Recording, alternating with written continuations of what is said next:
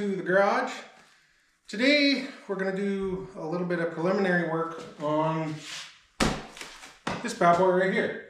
So the fiance's uncle has a 74 Ford Gran Torino. I think it was a 400 modified car, doesn't matter. He's been working on it for years and years, and he's a bit of a collector of Torinos and Galaxies and stuff like that. And he's got all kinds of good stuff. So he has not one, but two, maybe three 351 Clevelands. So this is his personal one that he's had a bunch of machine work done. You may have seen in some of the other videos, there's a whole bunch of extra stuff on the bench and the shelf. Well, that's all his 351 parts. He showed up here 3-4 weeks ago and dropped the stuff off for me to put together for him. For some reason, he trusts I know what I'm doing. I have done quite a few engines. I am by no means an engine builder. He has had all the machine work done years ago, and like the crank and the block have been wrapped up and in storage. So I gotta first of all unwrap these and see how much rust everything has from sitting, and see, do I have to clean up the cylinders? Do I have to clean up anything on the block? Do I have to take some crocus cloth and polish the crank? We'll have to see here. But I've got boxes upon boxes of stuff for this that he's been collecting for years and years. And honestly, it's probably a good thing he bought all this stuff years ago, because it's probably 10 grand worth of stuff now, because Cleveland stuff is really expensive. Because, in my opinion, these are a fantastic engine.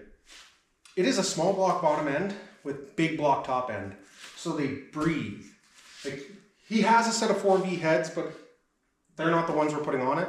We're going to put on a set of 2 V heads that he had rebuilt.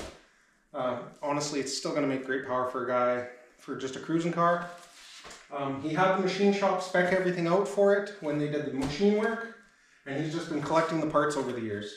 So he's got Edelbrock intake, comp cam, I believe in one of the boxes there's roller rockers.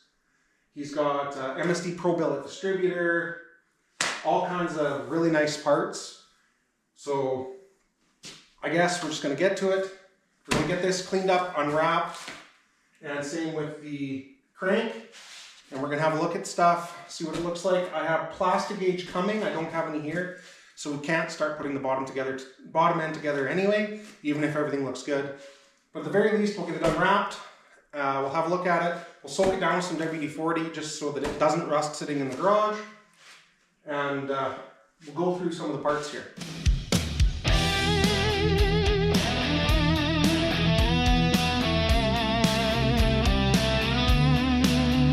Okay, now that we got it unwrapped, I'll try to get you in here to have a good look at some of this stuff.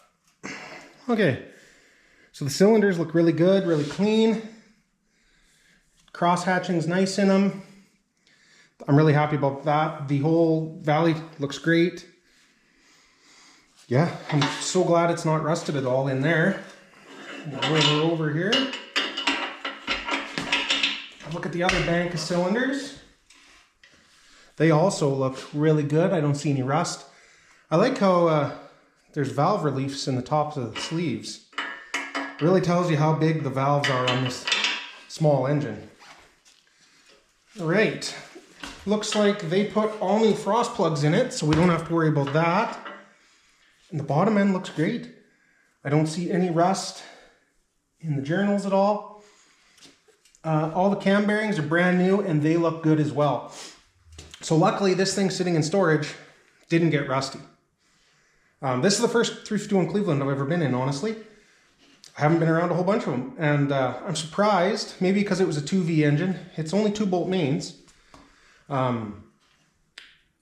I found another Cleveland that he has that's a running 2V that I think Josh and I are going to pick up, because he wants to put a Cleveland in his old truck for Miles Mayhem. Maybe not next year, but in a couple of years. So this is kind of like my practice with Cleveland stuff, to see how this engine really performs and whatnot. Because I guess I'm going to get a little more experience with them. But I'm really happy with how this looks. So I'll get the crank unwrapped up on the bench here, and we'll have a look at that too. All right, so sadly, the crank didn't fare quite as well. There's a little bit of rust on a couple journals. Actually, maybe just the, okay. There's a little bit of rust on one journal, so I'll have to take a little crocus cloth to this one. Just clean up this journal, but man, for being wrapped up in plastic for, I think he said like 5-10 years, in his garage, it's not bad. So that's really good news, honestly. So I think what we can do is we can start going through some of the other parts, and I'll see if I can find the main bearings. We'll clean this up and we'll drop a few of the main bearings in just so we can set the crank in there, because of course this is a rod journal we need to clean up. So sitting it in the main bearings isn't going to be a big deal. But then I don't have to worry about storing the crank standing up if we're supporting it on all of the main journals. And then I can wrap this in plastic when I'm done for the night. And anytime I'm working on it, I can clean the garage up, unwrap it, and keep going. But that honestly is probably going to be where I'm going to start, is by getting the crank laid in here. And I may get the cam stuffed in it too, just because it's really easy right now. The cam bearings are brand new. And then it's just one less thing in a box on the shelf, and it's not going to have to come back out. So yeah, I'm excited to get started on this. So I will grab some tools and we'll pull some main caps off. We'll find some bearings. I have some engine assembly lube, and we'll start just putting stuff together. Of course, I won't lube the bearings right now because I still got to plastic gauge them all, make sure I'm happy. But like I said, plastic gauge won't be here for a day or two. So we'll kind of go through boxes and we'll get set up doing what we can today.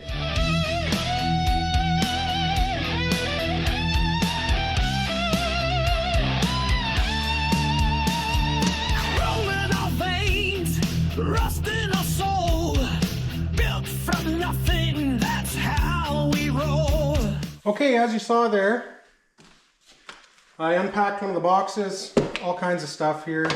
We got the main studs for, well, main bolts. Nope, sorry, those are studs. Main studs for use with the windage tray, main bearings, oil pump push rod, head bolt kit, engine accessory bolt kit, both ARP. The rings, they should be pre-gapped, but we will check the ring gap when we go to put it together. A set of lifters, a brand new Moroso oil pump pickup, the head studs for, well, the rocker arm studs, sorry, brand new Melling oil pump, and of course the front pulley balancer, front balancer. So first things first, we're going to deal with bearings. And these aren't labeled upper and lower, but you know, because of the oiling groove that's in the bearing. You probably can't see it on camera until I open these, but I gotta clean my hands before I play with this thing, and then I'll only touch the edges of the bearings, so as I don't have my finger oil damaging the bearing surface. And then we can just set the crank in the mains so that that's all nice and steady there. And then maybe we'll take a look at the camshaft and look at the spec card on it, and then get it stuffed in the engine too. Torch in hand, we weld the unknown, screaming motors, danger zone. We don't read manuals, we make our own path. Fuel and fury in a thunderous wrath. Built to the bone, wild and loud. Firing up beast and All right, so we got it set in there. I don't know if you could have picked it up on video, but I looked at all the caps before I set the bearings in them, so as to be sure that there was no dust behind the bearing, because that will create a high spot in the bearing and prematurely wear your bearing or cause some marks on your mains. The other thing to be sure of is be sure that you put your caps in the right spot, facing the right direction. Luckily on this engine, they are numbered 1, 2, 3, 4, and of course your rear one is different because of the rear main seal and the rear pan gasket seal. You also have to be sure which is your thrust bearing. On this one, like a lot of engines, it's the center that has the thrust. And some of them have individual pieces for your thrust bearing. The thrust bearing on this is part of the main bearing, not a big deal. And also be sure of any tangs on the bearings to make sure you put the bearing in the correct direction. Those tangs keep the bearing from spinning, which would of course destroy the crank, the bearing, and can damage your journals. So now that we've got that all set in, of course, when we go to properly put the crank in, we will put the main seal in as well, because you got to put the main seal below and above. I believe it's a 2-piece on this engine. I got to open the gasket kit and double check, but it should be. But of course, I'll do my measuring with my plastic gauge before I put my main seal in. I'll do my plastic gauge, and if it's good, I'll put it back together and I'll check end thrusts. Now, there's not too much I can do about the end thrust, but we will check and make sure it's within spec. He did bring a whole bunch of books on this engine with all the specs I need, so that makes it a lot nicer for me. But like I said, we just got that kind of together for now. Let's go ahead and open up the camshaft, have a look at the cam card, and see what we got going on. Okay, here we go. We have the camshaft. We have the stickers, of course, which are the most important part, honestly, of any speed parts. We got the assembly lube. We have the degreeing installation instructions, and I will be degreeing this cam. I do have a degreeing kit. I guess we're gonna learn how to use it. I've had it for years and years, and I think I used it once, but I don't know if I used it correctly. And then of course we have the cam card. This is an XE262H-10. And there's all your specs right there. I'm sure some of you know far more about this than I do. But yeah. Lift and duration look pretty decent, but I don't know what a Cleveland likes. Haven't dug into it. So what we're gonna do is we're just gonna clean up the cam a little bit. We'll apply our assembly lube. Sorry, this is for the lobes. I have different lube for the bearings. So this has to go on the lobes, and then we'll have to do the bearings. And we'll get the cam stuffed in, and we'll dig through boxes and see if we can find a retainer plate or whatever this engine happens to use. I'll pull out the books and we'll have a look.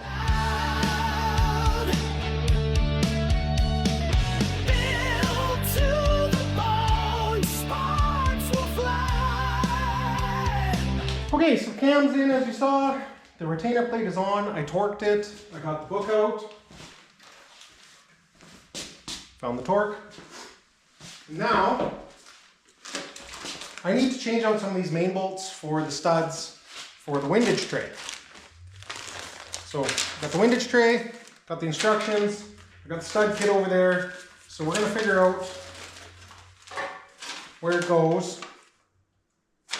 I mean, I love how the one in the picture doesn't match the one I have, but whatever. It's Ford. I know the oil pump's going to be at the front right here. So it probably sits right there on number 2 and number 4. Yeah, 2 and 4. So we'll get this unwrapped. We'll open up the studs and we'll see if we can't get those in. And I'll make sure that they are studs, not bolts. They might just be bolts.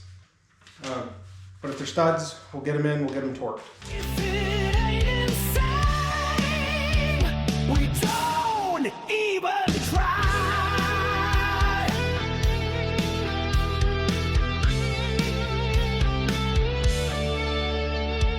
Corvette guts in a vintage frame. E5 dreams that race like flame. Cut it, cram it, weld it tight. If it fits, it drives tonight. Grinding gears and red line screams. This ain't no show, this is the dream. Built to the bone, full throttle fight. Running on sweat, caffeine and spite. Built to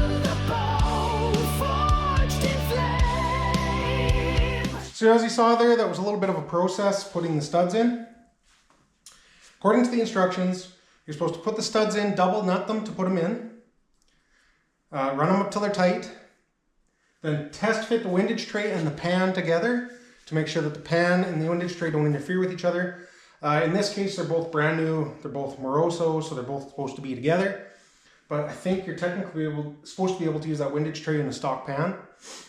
But yeah, everything fit good, and that was without a gasket too. So with the gasket in there, it'll lift it even farther away from the pan, so there'll be no issues. So then it says to pull the studs back out. So I did that, and it says to apply thread sealant or thread lock. So I do have some engine, like the sealant that you put on the bolts in a small block, but I used thread lock because that's what it said to do with a small block Ford 351 Cleveland. And then it says to run them in tight double nutting, like just tight with thread lock, and then that's it. So when we go to torque them down and check the bearings, it also says to apply a little bit of oil or moly lube, and depending on whether you're using engine oil or moly lube, it affects how much torque you're putting on. So that'll be when we go to check bearing tolerance with our plastic gauge, and then when we go to final torque it, we'll worry about that. But in the meantime, I'm done that part. I'm going to keep going through boxes of stuff here, and we'll see what I want to attack next until I can go farther on the crankshaft. Well, I think that's it for today. Until I get plastic gauge and some crocus cloth to clean this crank, I don't want to go any farther. I don't want to open a whole bunch of boxes and put stuff in the wrong spot. I'm just taking my time and doing this at my leisure because he's not in a hurry for it. And if it was for me, maybe I'd tear all the boxes open because I'd be so excited about my new shiny parts. But being as it's not mine, we're going to do it right. So I'll wrap it up in a plastic bag, tape the bag closed, and we'll put it back in the corner. And then maybe later this week, depending on how things go, once the plastic gauge shows up and I get some crocus cloth, we can polish the crank up a little bit, check all our tolerances, and finish up putting the crank in and maybe start putting pistons in, checking ring gap. But we'll wrap it up, stuff it in the corner, and I will catch you next time I'm working on this. Okay, I'm back out in the garage. We're back to work on the Cleveland today. I got plastic gauge, I got clearance specs, and I got torque specs. So, enough jabbering, let's get after it. We don't chase clouds, we build the name.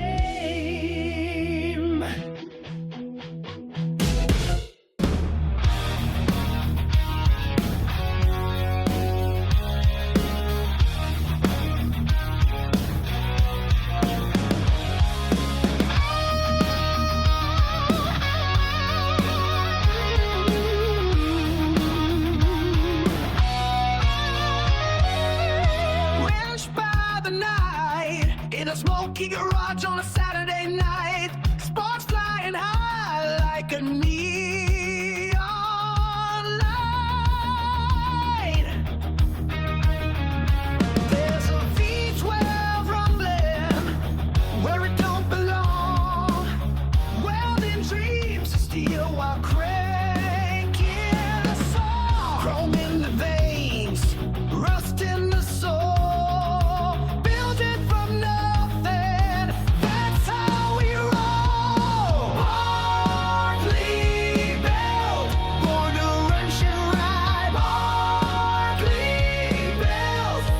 Okay, so as you saw, I pulled the caps, I cleaned the block, and I cleaned the bottoms of the mains where they meet up, the main caps.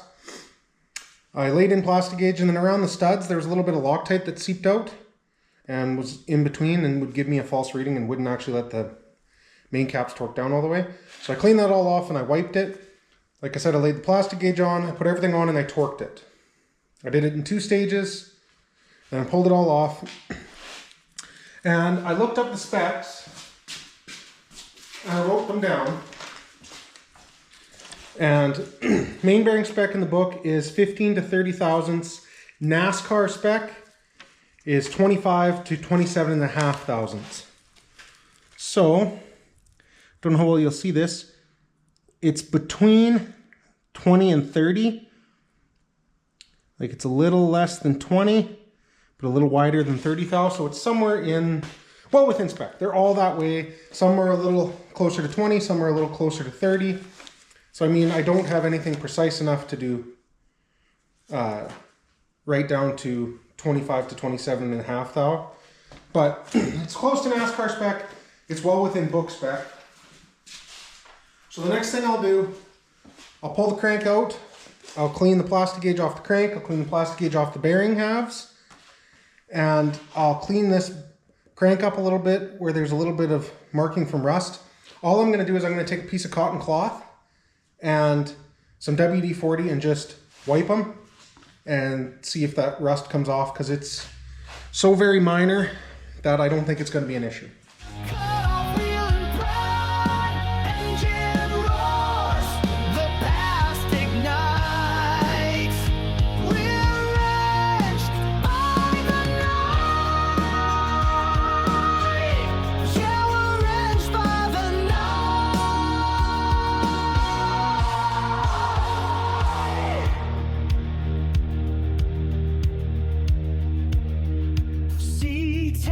Tearing down that moonlit road, wires hanging out, but she still goes. No talks back here, just feel it tight.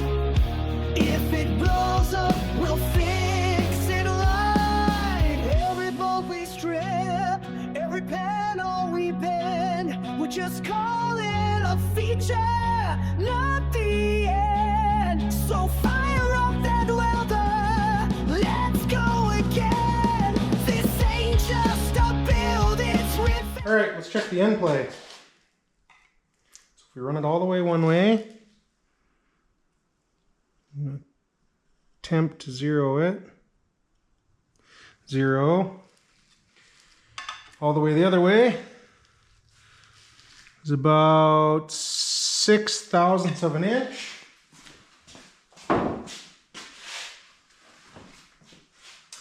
And according to my book,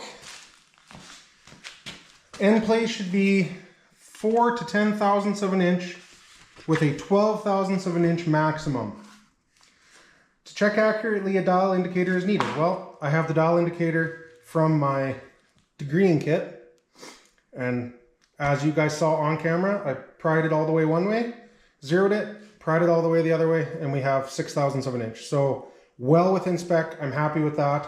I'll write that down on my little cheat sheet. I'm writing down all my torque specs, all my bearing clearances, so I can give it to them when I'm done to show what I did. So next step will be to, I guess, start putting rods in and then checking clearance on rod bearings. Well, actually I lied to you. The next step will be checking ring gap before we start putting pistons in, before we start checking rod clearance. I believe the rings have already been gapped because they're already bagged up in individual sets, numbered. So they're probably done, but I need to double check them just for my due diligence. But that'll be in the next video, guys. I know this one was slow and dry, and I hate to tell you this, but the rest of them are going to be too. That's just how it goes when you build an engine. If you rush, you get what you give, right? So, especially because it's not mine, I'm in no rush. Plus, he's in no rush. He doesn't even care if he gets it back by spring. My hope is to have it ready to start by Christmas, depending on how long it takes to get the last couple pieces once I measure push rods and whatnot. But we'll leave it there, guys. We'll catch you next week, maybe, with Cleveland. I don't know. I got 3 videos that are 75% done. I just need to finish a little bit left on. So this was one of them and the easiest to do on a cold, windy, wet, and mildly snowy morning. So we will catch you next week. And I'd like to say it's working on the engine again, but it might be working on the Galaxy and it might be working on my truck. So we'll see you then. Thanks for watching. Follow me on Instagram. It's @BarkleyBuilt. See you later.